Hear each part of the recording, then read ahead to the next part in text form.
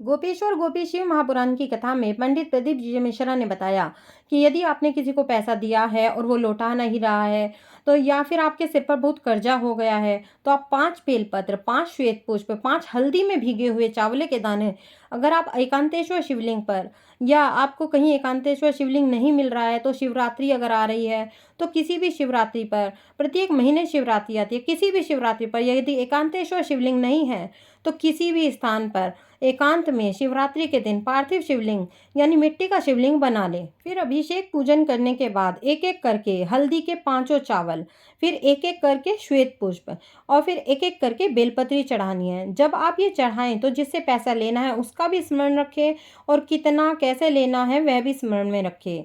या आपके ऊपर कर्जा है तो उसका भी ध्यान रखें कि महादेव हमारा कर्जा आप चुकवा देना। और फिर उसमें से एक चावल का दाना, एक पुष्प, एक बेलपत्र आप झोली में लेकर आएं।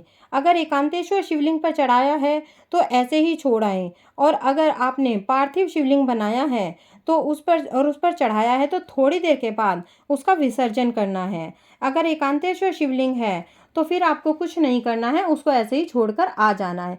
एक दाना चावल का, एक श्वेत पुष्प का और एक आपको बेलपत्री अपनी झोली में लेकर वापस आनी है।